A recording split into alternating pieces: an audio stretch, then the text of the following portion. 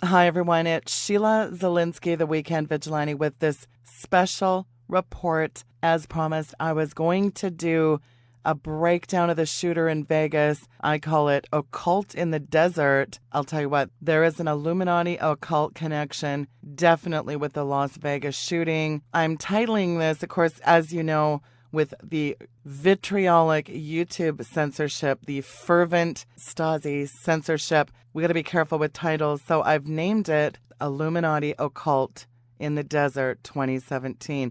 First of all, there's been 1,001 videos already with inconsistencies. Who was this guy? You know, was there a second shooter, third shooter? Is it an FBI psyop? Goes on and on. I'm not going to touch all that today. We already know something stinks in Denmark on so many levels. I have been researching this since the wee hours, like 4 o'clock in the morning, Monday. So right now I just want to concentrate on the overt and the covert occult symbolism that I've revealed in this whole Mandalay Bay genocide. I want to start off with, first of all, the numerology. Now, this time of year, by the way, is very significant to the occultists. The Aleister Crowley Thelema crew, they follow this time of year to a T. It is a very significant time of year for these occultists. So all those other topics have really been covered extensively. What I'm going to get into, I haven't heard anybody cover. And just so people know, Russ, Dizdar, my good friend, him and I are going to be doing sort of an analysis on this shooter. You know, are we talking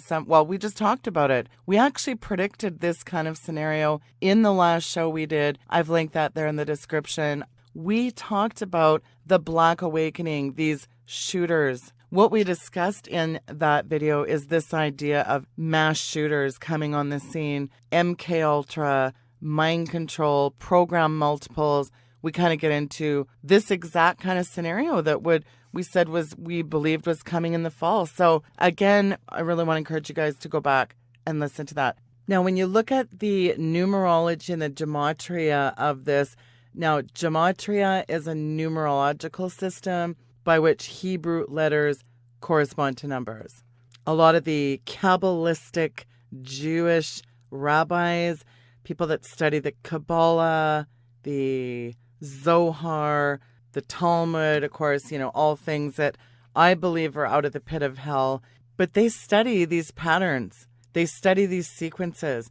Regardless of what your beliefs are on the gematria, there still is some very significant things that I'm going to get into here. So again, gematria is thought to be mystical Hebrew numerology. Of course, we do have Bible gematria. We know there are letters and numbers of the Torah derived from Greek influence that later actually became a tool for interpreting biblical texts. And by the way, I've done a lot of shows on the Kabbalah being really the religion of the Antichrist is what it is. Really goes back into the ancient, esoteric, antiquity religions, the Moabites, the Ammonites, the Canaanites, very mystic, pagan, ancient mystery religions. It's the same stuff that these high-level Freemasonic warlocks, really is what they are, practice today. So let's get into this. The gematria that shows up in the events surrounding the shooting, the most obvious number, of course, is the floor, the alleged floor the shooter chose, and that is the number 32. It is found in the 32 degrees or levels of Freemasonry. The reason it's found in Masonry is because of the connection between Masonry and the Kabbalah. My regular listeners know I get deep into the underbelly of the Kabbalah on several shows. You can look those up on my YouTube. In the Kabbalah now, note this, that 32 is the number of paths on the Kabbalistic tree of life. However, this tree is actually the tree of knowledge of good and evil. Where have you heard of that? That's right, in the Garden of Eden. It's very interesting that New Age writer Aryeh Kaplan acknowledged this, right in his book actually. It's called the Sefer Yetzirah, page 46. This is a Kabbalist where he says the Sephirot is often called the tree of life. The center line from Keter to Malkut, when taken alone, is called the tree of knowledge. It is on this line that good and evil come together, this being the mystery of the tree of good and evil. That's actually Genesis 2:9. And we can see there in Genesis 2:9 that Adam and Eve were commanded specifically not to partake in whatever this knowledge was. And interestingly, the number of 32 is also related to the hyperquadrants that can be defined in a 5-dimensional hyperspace. So really interesting that those correspond to the 32 apexes on a 5-dimensional hypercube. And then, of course, that ties in with the 32 paths of wisdom. Alice Bailey talked about it, Madame Blavatsky. It's kind of interesting because when you get into their writings, they really start talking about extra dimensional space that exists outside of our awareness, that is the spatial boundaries of the spiritual realms. And if you recall this week on a show I did with Tom Horn, he actually got into this whole idea of dimensional space. Well, what do you think famous astronaut Jack Parsons, founder of Scientology, L. Ron Hubbard, and occultist Aleister Crowley, what do the three of them have in common? These guys conjured spirits. So why am I talking about three occultists that were very good friends in L. Ron Hubbard, Jack Parsons, and Aleister Crowley? What does this have to do with the Las Vegas shooting, Sheila? Well, gee, want to know how Jack Parsons blew himself up? Well, one writer discusses the fact that they were trying to open a spiritual dimension, a spiritual door. Well, all three of these men, first of all, reached 32 levels of Scottish Rite Freemasonry. And all of these men believed they were reincarnations. This is in their own writings. They believe that they are reincarnations of Osiris, Horus, and Apollo. So where am I going with that? 72 and 32, let me tell you, very, very occultic numbers. Now, what's really interesting too, just side note, Aleister Crowley himself brought a demon back from the other side of that spatial veil, if you want to call it, an extra-dimensional gate or portal that spiritual entities move through. You better believe it, because guess what? He himself brought back a demon called Lamb. He called it Lamb, Lam. You can look that up. Now, just also a little interesting side note, when you look that picture of this demonic entity that Aleister Crowley brought back from this extra dimension, what's really interesting about it is it looks very familiar, doesn't it, this look? It looks uncannily like the alien greys. Where do you think the picture of the original alien gray came from? Newsflash, it came from Aleister Crowley's experience when he brought that demon back. It's also very interesting if you look at this 5-dimensional hypercube, has 5 dimensions with 10 points. The 10 points are the 10 Sephiroth on the tree in which all the 32 paths connect. All the Freemason occult symbology here, the age of the shooter was 64. Well, what is 32 times 2? That's when you get into how they double the number. And if you take his birthday, 64, 6 plus 4 equals 10 and equals the number of the 10 Sephiroths, just as the number 32 when added, 3 plus 2 equals 5, is equal to the number of the 5 dimensions of the hypercube, and is sometimes also represented by the pentagram. This is all, I'm talking about all their works. The pentagram itself is embedded in the tree of knowledge. The pentagram also linking in with the Kabbalah being it's the religion of the Antichrist. That's what I call it. Straight out of the pit of hell is this thing. So just remember this part, 322, 33, and 32. Threes with threes and threes with twos are very important. 23 is very important. It's just the reverse of 32. 32, 23, 322. These are very, very significant occult numbers. They might not mean anything to you, but trust me when I tell you, they mean a lot to the satanic Luciferian occultists. So again, remember this, 32, 33, 23, and 322. Any combinations of that. Now 33, I mean, we've all heard of this number. It's very interesting that really, if you think about the basement of this Mandalay Hotel, the basement is an actual floor. So you really think there's 32 floors, but it's technically 33. That whole underground floor is still a floor. So it's really, he's on the 33rd floor. Even if it was 32, it's still very occultic because there is 32 degrees and 33 degrees of masonry, depending on if it's York Rite or Scottish Rite. There is different degrees. This number comes up over and over in the Vegas shooting. Isn't it also weird that the human spinal column is made up of 33 bones? Vedic Eastern mystics will actually try to use certain chants, certain mantras, they will try, and certain poses. It's basically rituals that will open that third eye. This is all connected to the chakras, the pineal gland, the kundalini. It goes on and on. The serpent coiling itself around the base of the spine, going all the way up the vertebrae. I just find that's very interesting, and it's all also linked in with the doctrine of evolution and the evolution of the vertebrate class of animals. Of course, you get into some pagan deities, which is kind of going to be the theme of our show. Shiva, Kali, all these Vedic Hindus and Eastern mystics have a million different gods and goddesses, which is really the total MO for all of this. The worship of other gods and goddesses, isn't it? And just side note, Disney, Walt Disney, I did a whole show called The Disney Deception. I've linked it. You have got to watch this.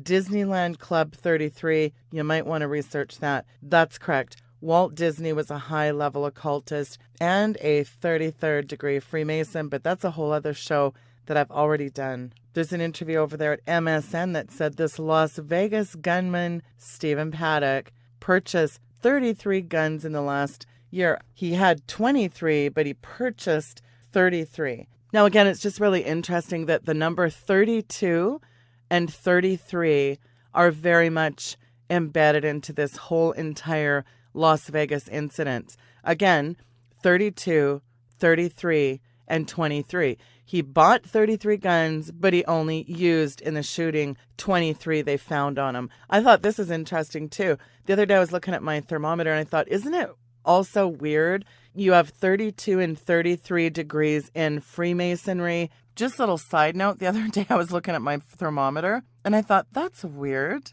32 degrees is also the freezing point of water in a thermodynamic temperature scale. So I just thought it was really interesting on the Fahrenheit scale that the freezing point of water is 32 degrees at standard atmospheric pressure, which just puts the boiling and freezing points of water exactly 180 degrees apart. But I thought it was just interesting.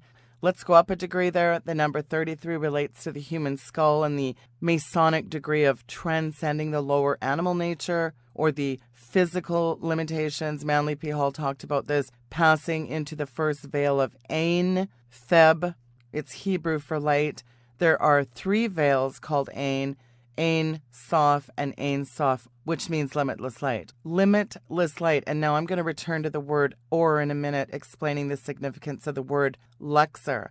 Now, there's also something very interesting. I'll get back to the 33, but the next number of significance is the number 91, found at the location of the victims, which was the Route 91 Harvest Festival. Now, the word Harvest Festival, I tie that in with a lot of these pagan festivals. Harvest Festival right there is a red flag. But the Route 91 is what I want to concentrate on. The number 91 is divisible by the numbers 7 and 13. That is 7 times 13 equals 91, of course. The number 13 was tattooed on the side of the shooter's neck in some photos. I thought that was really interesting. You know, people say all the time, why is there not a 13th floor on an elevator? Well, there's kind of an origin how the number 13 became associated with evil. And I'm not going to really delve into that, but I can tell you that the connection goes back to the execution of Jacques Demolay, who was burnt at the stake by the Roman Catholic Church for being a heretic in the Order of the Knights Templar. This goes way, way back, even before the Illuminati supposedly was founded in the Bavarian Illuminati, as they say. Oh, that didn't come around until 1776. Anyway, short and sweet, Jacques Demolay was executed on Friday the 13th, and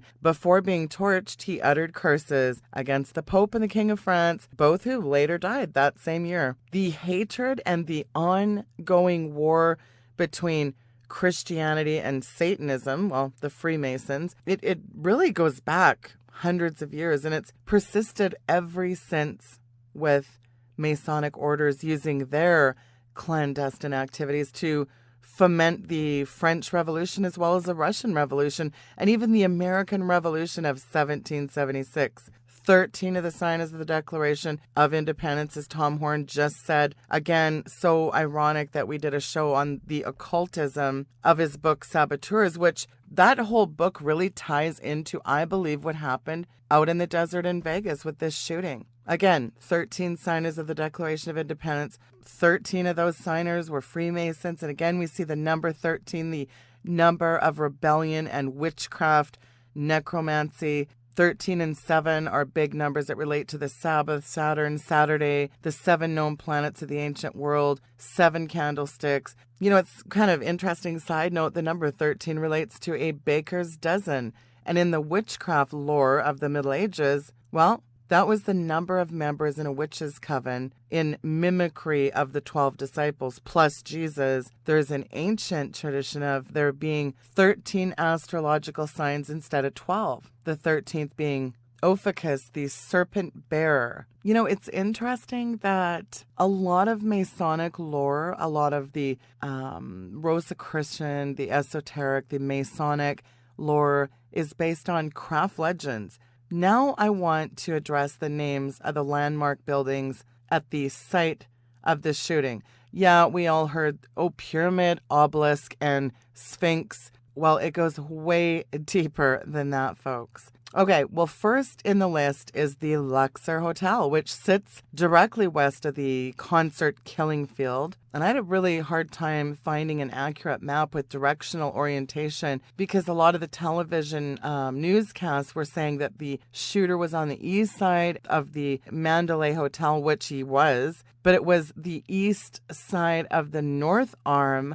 The Luxor Hotel obviously is built in the shape of an Egyptian pyramid and faces east toward the concert ground. The word Luxor, isn't this interesting, is the modern name of the Egyptian city that was anciently known as Thebes. It is the city of the ancient Egyptian monuments where we find the pyramid and the Sphinx. The word itself is Arabic, al-Aqsur, and it means palaces. The 10 Sephirots of the Kabbalistic tree are also sometimes called palaces in a lot of the literature, but I'm going to stray from the Arabic etymology of the word and discuss its esoteric and modern spelling in relation to its occult significance. The first 3 letters are L-U-X and spell out the Latin word for light. The Latin word L-U-X is a Latin prefix used in translating the word Lucifer. Check out Isaiah 14. The word L-U-X, lux, is also a keyword in the greater banishing ritual of the pentagram as taught by, guess who, Aleister Crowley and the Order of the Golden Dawn. When you tie in the L, the U, the V, you've got the sign of Typhon, Apophis, Virgo, Isis. X is the sign of Osiris, slain and risen. The last 2 letters of the word is Or, and is a mimic for the Hebrew word A-U-R or, meaning limitless in Hebrew. Speaking of, we talked about Jacques de Molay. You know, isn't it interesting that the month is October, the year of Jacques Molay was 1307. When you times 13 times 07, it equals 91, the number of Route 91. I just thought that was very interesting. What does that signify? You know, is this some kind of revenge killing for the persecution and execution of the Knights Templar? Because that 1307 signifies the Knights Templar. Some might wonder, well, why didn't he do the killing on October 13th then? Well, the short, simple answer is there was no concert with a sold-out venue to shoot at like fish in a barrel on that date. It's just very interesting mathematically when you really get into the guts of this Route 91 and you look at the Temple of the Lodge, page 91, it actually touches on Jacques de Molay, thou art avenged. It's just an interesting side note. Now, what's interesting, of course, about the number 322, 322, which keeps coming up over and over, 32 times 2 is 64, the age of Paddock. There's actually a video interview of Eric Paddock, the the shooter's brother, and it shows his house number in the background, which is 320. The skull and bone symbol here, known as the Marine battle flag of the Knights Templar, the Hiram key. Interesting, isn't it? That those numbers are repeating throughout this occult crime, as I call it. Was this some kind of a blood ritual of this guy? Was it some kind of just Illuminati sacrifice? And again, when you go back to the Kabbalah, the 22 lines that connect through the tree of life, the 32 paths of wisdom, but still, I'm telling you, there's something with these numbers that just keep replaying.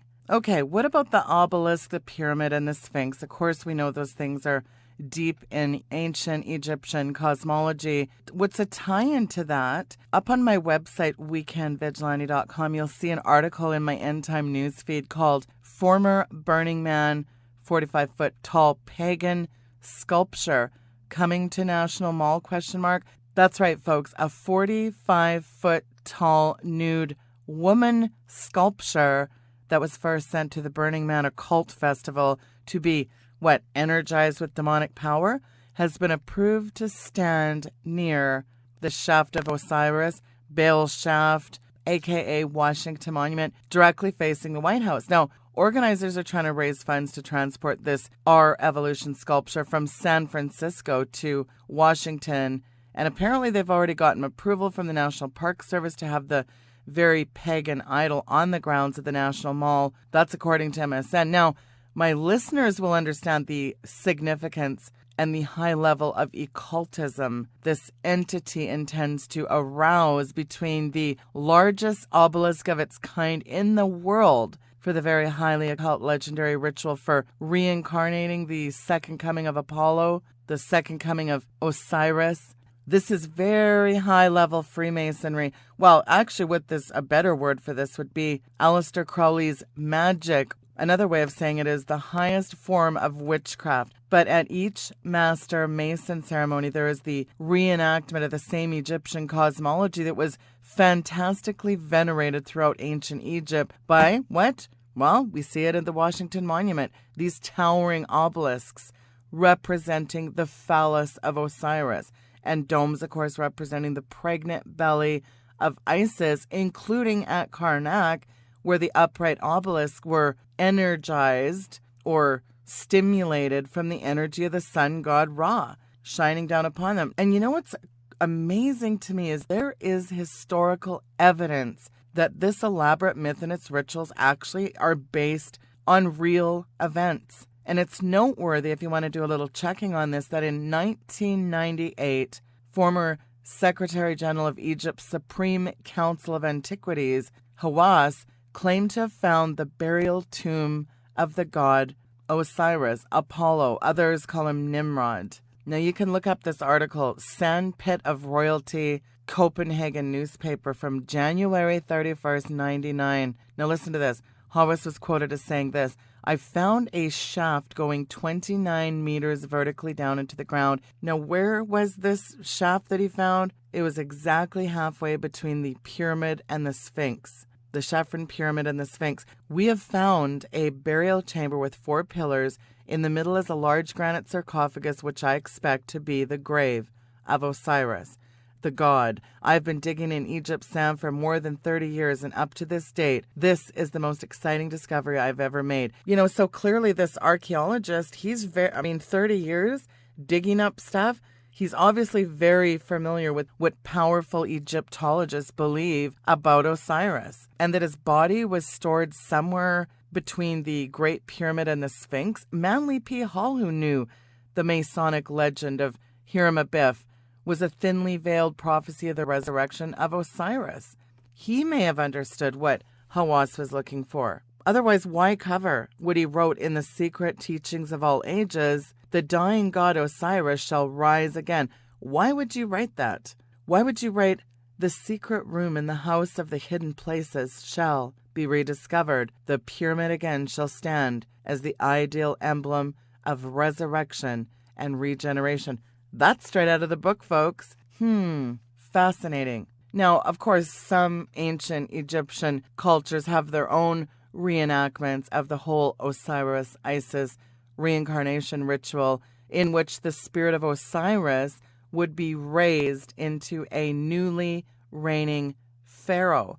And when this occurred, theocratic statesmanship and the ultimate political authority was given to that leader. The insinuation of this right, among other meanings, was that the pharaoh's authority was as the son of the sun god Ra, and as the incarnation of the falcon-headed and all-seeing eye god Horus until the pharaoh's death, whereupon he'd become Osiris, the divine judge over the underworld. Within this worldview, every generation of pharaohs would supply their gods with a human spokesperson who carried out their will, as well as ensuring that the earthly leadership would be divinely appointed at all times. Yet you might think, well, was there something more to the pharaoh's deification than faith in ritual magic? Well, the cult center of Amun-Ra at Thebes may hold the answer, as it was the site of the largest religious structure ever built. And some might call it Amun-Ra, or the Luxor. Interesting, the Luxor. That's right, folks.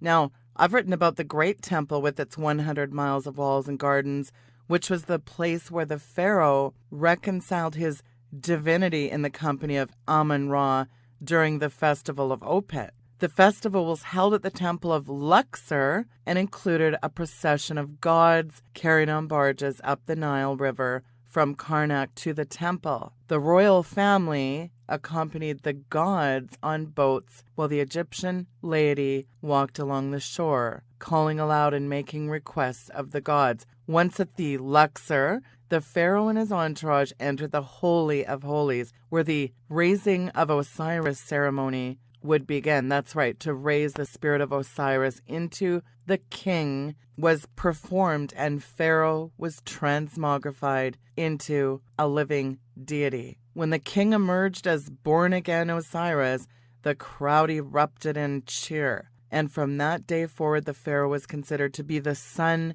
and the spiritual incarnation of the supreme deity, the all-seeing eye of Horus, a.k.a. Apollo, a.k.a. Osiris, above the unfinished pyramid.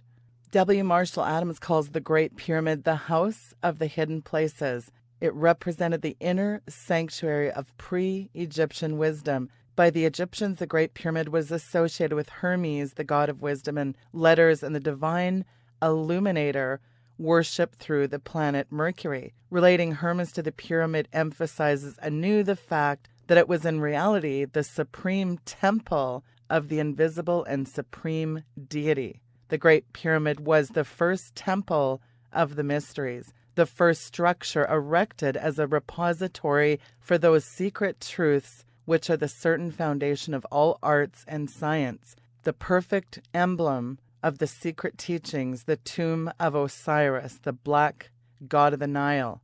Through the mystic passageways and chambers of the Great Pyramid, past the illumined of antiquity, they entered its portals as men, and they came forth as gods. The reverse side, interestingly, on the Great Seal, has two mottos.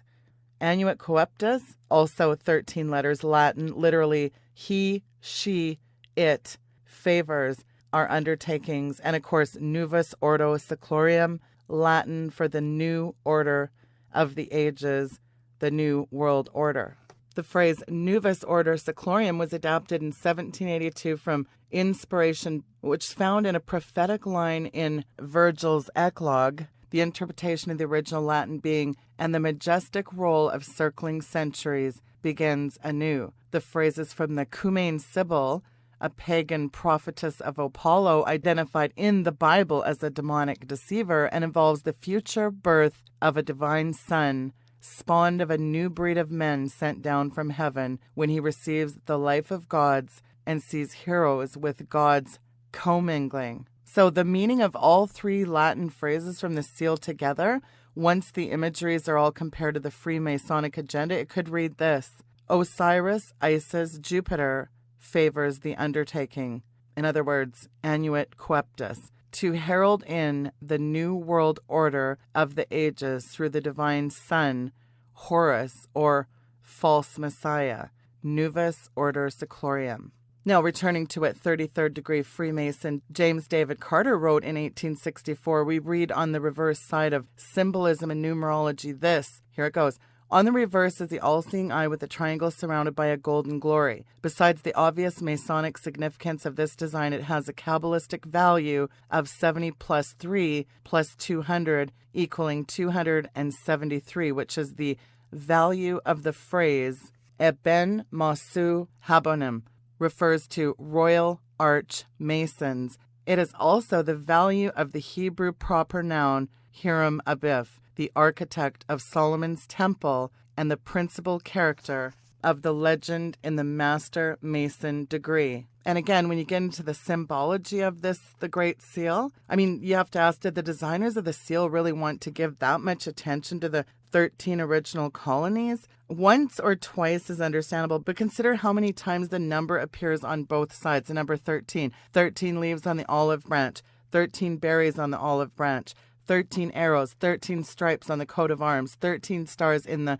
glory above the bird's head. Whether it's an eagle or phoenix, that's debatable. 13 letters in E pluribus unum, 13 characters in out of many one and out of many, 13 letters in Annuit Queptus, 13 rows on the unfinished pyramid. And remember what I said about Wiccan covens and witches made up of 13 members. At the Last Supper, there were 13 men, 12 disciples, and Jesus Christ. I already talked about Friday the 13th in October the year 1307, when King Philip IV of France had the Knights Templar arrested. In Viking lore, the god Loki was the 13th in the order of the Norse pantheon. The Illuminati has 13 bloodlines. And then, of course, we understand the Masonic power number, sacred to the moon and represented at the head of Isis, as well as the number of Osiris remaining body parts that Isis recovered along the Nile River. Of course, there was 14 total. The male reproductive organ, as we know according to the lore, was never found, equaling 13. And again, in Gematria, the Babylonian Greek alphanumeric code system frequently uses, in association to the Rosicrucians' beloved Kabbalah text, the same Satan in both Hebrew and Greek are multiples of 13. What's really interesting is the Bible's accuracy concerning this whole Sybil conjure of Apollo. When you look in the New Testament, the identity of the god Apollo, a repeated code to the Great Seal of the United States as the Masonic Messiah who returns to rule the earth in the same spirit that will inhabit the political leader of the end times new world order. Well, according to key Bible prophecies, the Antichrist will be the progeny or incarnation of the ancient spirit Apollo, Osiris. 2 Thessalonians 2:3, let no man deceive you by any means, that for that day shall not come except there come a falling away first, and the man of sin be revealed, the son of perdition, Apollia, Apollyon, Apollo. Numerous scholar and classical works identify Apollyon as the god Apollo, the Greek deity of death and pestilence. Apollyon and Apollo are interchangeable. The Apostle Paul may have identified the god Apollo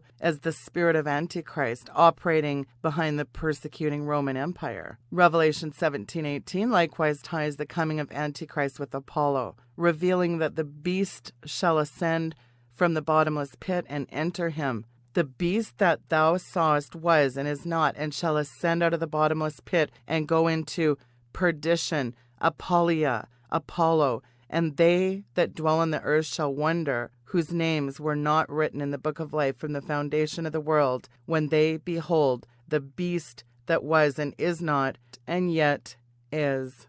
Interesting. And this supernatural entity was known and feared in ancient times by different names, Apollo, Osiris, even further back as Nimrod, whom Masons consider to be the father of their institution. Now, a lot of people say, well, why are you talking about these ritualized fertility objects, which the ancient believed could produce tangible reactions? Well, what does this have to do with the Las Vegas shooting, you ask? Folks, let's not be naive. Freemasons and these high-level occultists, these high-level warlocks and witches that are represented now, as you know, through the deep state. Look at the WikiLeaks. This is imitative ritual sex magic, folks. what Aleister Crowley talks about. Aleister Crowley, who was a 33-degree Freemason, he was a warlock / Freemason / high-level occultist of the highest order. These people were into the highest order of supernaturalism, period. And they believe that there is magic that emits from the obelisk. This whole raising of Osiris ceremony, they talk about it. Manly P. Hall talks about it. The esoteric writers talk about it. Helena Blavatsky, Alice Bailey, pick your high-level occultist. They all talk about the raising of Osiris. And isn't it ironic? Well, look at John Podesta's hands. What does that tell you? When you look at the metaphysical phenomenon around this whole Egyptian cosmology, where the shooting occurred, the harvest festival, the tie-ins to Burning Man, the tie-ins to Nimrod, Semiramis, you can actually interchange Nimrod and Semiramis in for Osiris and Isis. And you can see right in the book of Ezekiel, chapter 8, the children of Israel set up an obelisk. Just like we see in Washington, D.C., you can see the occult masonry all over the place there. Isn't it funny that the Washington Monument is 666 inches high and 666 inches wide? Anybody think that's creepy? I mean, I could spend hours going over just the Great Seal in itself. Francis Bacon, prominent Freemasons. Have you ever taken the time, by the way, to look at the aprons Freemasons wear? Well, a good example would be go look at the apron of George Washington himself, which you can easily find online. Towards the bottom, underneath the intense eye of Providence, is a coffin with a skull and crossbones. FDR and many other mystics believe there's more to this little symbol than mere death, much like the Hitlerian ideologies of the Lebensborn program, the superior Aryan race. Hitler was, of course, a very high-level occultist involved in the Thule Society, the Vril Society, straight out of the pit of hell. Well, many mystics, including Sir Francis Bacon, they dreamed of a new kingdom on earth, the new Atlantis, you could call it. And within this Atlantean kingdom, a replacement people rule in harmony. Bacon's New Atlantis has also been called the land of the Rosicrucians. And that's exactly what America is rapidly becoming thanks to the secret societies. The rise of occult paganism, it's off the rails, and it's no accident, FYI. Our great struggle, which is indeed the wound of the whole world, it's not against terrorists and shooters or communists or liberals. Although, I do joke around and say, liberalism, find the cure. Listen, that's not our enemy. It's the spiritual war against the one true living God, waged in this manifestation of this whole ancient pagan dream of these people, this ancient pagan fulfillment. So whether it's Hitler, whether it's Francis Bacon, Manly P. Hall, Helena Blavatsky, Alice Bailey, who was channeled to write the 24, 5, 6 volumes of the occult. Think about this. They always talk about this.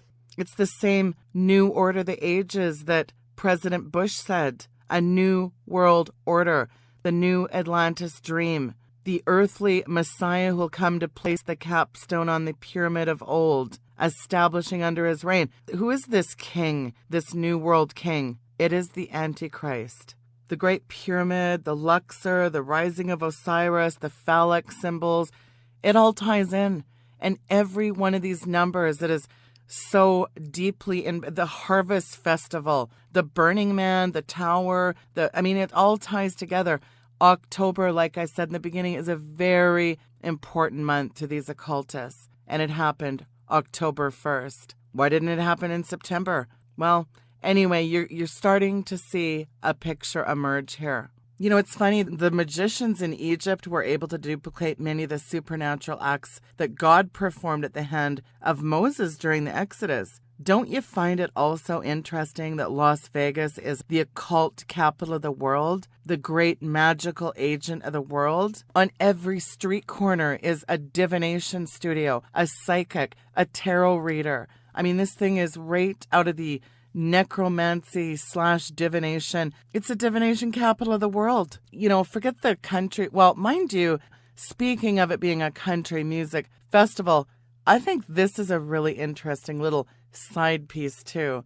Check out this on Jason Aldean's arm. The 2 cards that are tattooed on his arm. This is Jason Aldean, who was one of the singers when this shooting happened. He was one of the headliners. Check this out. Now, I won't even get into all the pagan jewelry that Jason Aldean wears. In fact, one picture I actually found in a magazine, but when I take a copy of it, it's too blurry. He's wearing the Eye of Horus and other weird pagan Egyptian talisman. He's got a bunch of sun god Ra. Oh, in fact, look at the sun god Ra on his tattoo, which also contains these 2 cards, the Jack and the Ace.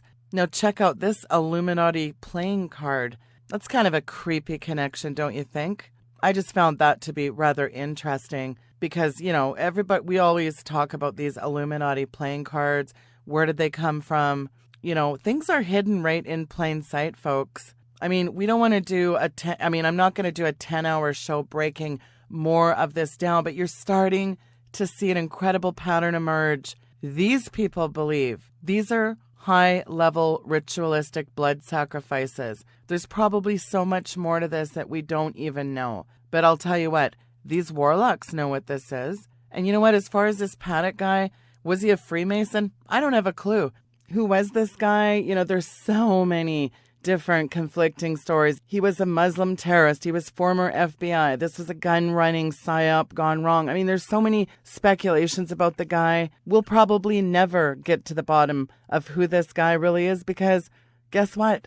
Dead men don't talk. I don't know if we're ever going to get to the bottom of who this guy was, but I think the more important issue is this whole thing was nothing more than a mass slaughter. And lastly, I want to get into the Sphinx.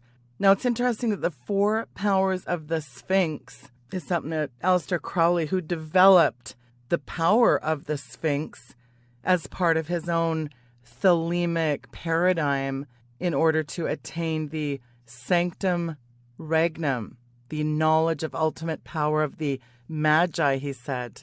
He said there were 4 powers of the Sphinx: to know, to will, to dare, and to keep silent, which were 4 elemental thelemic symbolism and instruction. And it's funny, practically nothing is written on the subject outside of the works of Aleister Crowley. The only other author to mention the subject with any degree of depth or seriousness was the high-level French occultist Ephas Lavey, of course, who had a profound influence on Crowley. The 4 powers of the Sphinx came from his most popular work, Transcendental Magic, which is straight out of the pit of hell, I might add. So we know the Sphinx is a composite creature having the head of a man, the torso and front paws of a lion, the backside of a bull, and the wings of the phoenix, which to Crowley symbolizes the synthesis and synergy of the 4 powers represented by the universal astral fluid in which they live.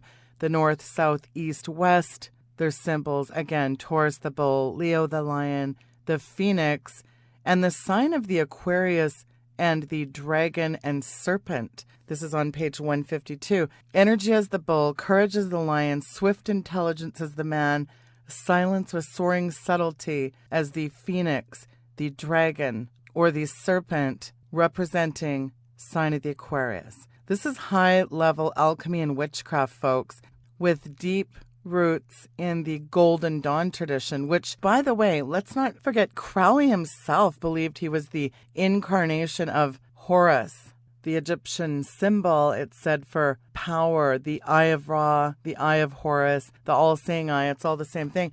Now, it's interesting that a few years after Crowley wrote this, he introduced then a 5th power of the Sphinx, and the 5th element he wrote, and I quote, "Spirit generally recognized in the Kabbalah, I have deemed it proper to add a 5th power corresponding, as Egyptian gods were signified as such by their bearing the Ankh." That is, the symbol of the 5th power is the Ankh, which is a sandal strap implying the power to go. So here you can see that Crowley considered the spirit to be the 5th element, the 5th power, the Sphinx, and Crowley summarized by saying this, and you'll be shocked. The 5 powers of the Sphinx are the means by which man becomes God.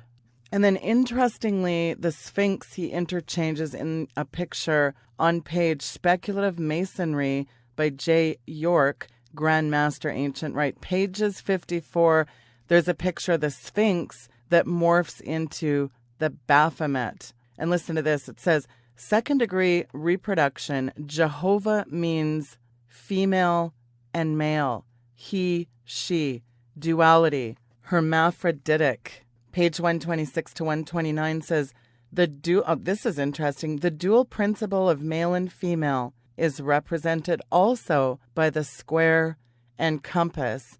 The square represents Isis, the compass represents Osiris. Again, those are pages out of Speculative Masonry by J. York, Grand Master Ancient Rite, pages 354, 126 or 129. Isn't that interesting? So back to Las Vegas. Folks, this whole thing in Las Vegas, this killing field in front of this Sphinx, this pyramid, the obelisk, this is no coincidence. The pyramid, the place of death. Do you know that the Luxor has been there 23 years? The man had 23 guns and his room was 23.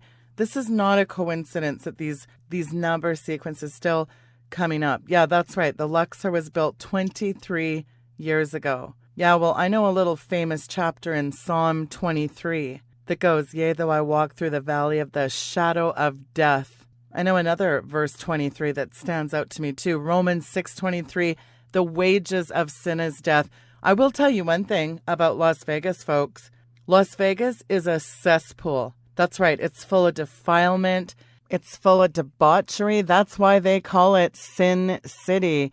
I don't know if I'd brag about that. It might even be the world-class pit of debauchery, really. The divination, the witchcraft, the occult, the necromancy. Forget that it's ancient Egypt revisited on steroids. And I'm not just talking about Caesar's palace. It is really the epicenter of pagan gods. Most of all these idols. That's the very first commandment.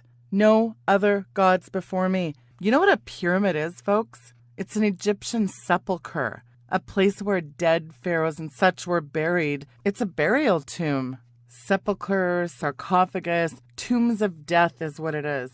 Oh, here's another Matthew 23. Speaking of tombs of death.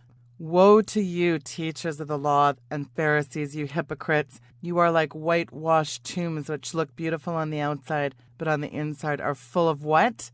Full of the bones of the dead and everything unclean. This Route 91 Harvest Festival, yeah, it's a harvest festival, all right. A pagan harvest festival. This thing was nothing more than a strategically located blood sacrifice ritual. A death ritual across from the pyramid. And by the way, the word pyramid actually comes from the Greek word which means wheat cake or harvest cake. These were cakes offered up at certain festivals. Isn't that interesting? And it used to actually be pyramis and not pyramid. Pyramis was used to describe the ancient Egyptian buildings because they reminded the Greeks of pointy-topped wheat cakes. Oh, just interesting side note. Oedipus is said to have answered the riddle of the Sphinx. That's actually one of the Greek myths, is that the Sphinx would lay outside Thebes asking travelers riddles, and then if they failed to answer it, it was said that Oedipus answered the riddle and the Sphinx then killed herself. And isn't it interesting that the word pyramid is derived from the Greek words pyramis and pyramidos? But one book on Egyptology, just interesting, that talks about that Sphinx, more of the riddles. The word pyramid came into English through Old French pyramide, which is a word of Latin origin, and then Latin borrowed its term from Greek pyramidas, which has its origin in the Egyptian language in the word Pymar, which stood for pyramid. And in another chapter, it says the word pyramid actually comes from the Greek word pyramis, which means wheat cake or cakes of bread. And I thought, where have I heard cakes of bread before? Jeremiah 7:18, the children gather wood, the fathers light the fire, and the women knead the dough and make cakes of bread for the Queen of Heaven, a.k.a. Ishtar, Semiramis, or Isis. Ishtar was the Mesopotamian goddess of fertility, also known as Semiramis, Isis, and Aphrodite. And then as I read down, it caught my eye. In cultures around the world, they're still held to honor the harvest goddess Ishtar, Isis, Aphrodite. While the names of the goddesses may no longer be recalled at many harvest festivals, it says here, Isis, the Egyptian goddess, is said to be revered to ensure a good harvest. Her festival was typically held in the month of October to celebrate the harvest festival. All these pagan harvest rituals, like Burning Man, the original ritual of the Wicker Man, sacrificing burnt offerings to the sun god in reverence to the annual harvest by placing him on an altar. You know, that Burning Man festival is very reminiscent of the ancient practice of burning the firstborn child to Moloch, which comes from the Hebrew melech, meaning king, associated with the meaning of great sacrifice, which is linked to Baal, Lord, Master, as the Bohemian Grove rituals by the Illuminati elders. It's said that Baal and Moloch were the sons of the Semitic deities Saturn, which ties into the fire fertility of Beltane. Some say the Phoenician god Cronus the Greek corresponded to the later Roman god Saturn, Semitic Phoenician, and Canaan god El, who is the grain harvest lord. This thing in Vegas is nothing more than a Wicker Man ritual itself. This was nothing more than a sacrifice at the high place. Let's face it, this high place slaughter, this killing field across from this very devilish site, it really was nothing more than a killing field. And you know, as much as people shout, oh, the Vegas killing innocent people, this is so tragic, this is the same usually group of ilk that they're okay with the slaughtering and the butchering of the unborn, the killing of babies, aka Planned Parenthood. We got a Baal Moloch on every street corner in America under the guise of Planned Parenthood, and yet people don't seem to care about that killing, that sacrificial killing. We now know that some of these aborted fetuses go into all sorts of devilish rituals with all this same ilk. Ask Peter Thiel, the billionaire philanthropist and owner of PayPal, who on record says he drinks the blood of the young for anti-aging. Right. These people are devils, folks. We have a choice, folks, in this world as we come down to the end of days.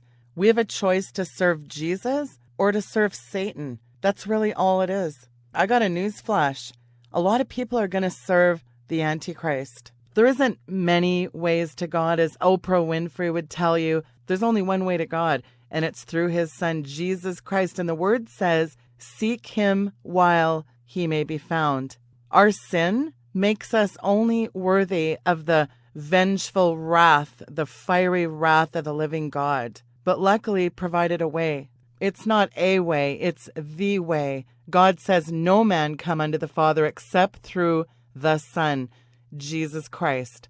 If you today have not made Jesus Christ the Lord of your life, then I want to hear from you and talk about some next steps on how you can make the most important decision of your life. We live in a crazy world, folks. Evil is all around us, and there is a lateness of the hour. Perhaps you came across this video because you do not know the redemptive salvation of Jesus Christ. Don't wait. The Bible says we're not promised tomorrow. Make a commitment today. Romans 9:10 really says it all, doesn't it? If you declare with your mouth Jesus is Lord and believe in your heart that God raised him from the dead, you shall be saved. Think about the words in John 3:16, for God so loved the world that he gave his only begotten Son, that whosoever believeth in him should not perish but have everlasting life. If you have not made Jesus Christ your Lord and personal Savior, I want to hear from you. My information is there in the description. I personally want to take some time with you. lead you into a prayer, talk to you about what the next steps are, and I will take the time. So my information is linked there. You can also go to the contact page at weekendvigilante.com. There's email, and there's also a phone number there. Don't wait on making the most important decision in your life. Get a hold of me, and I thank you for listening to this. God bless you. Good night.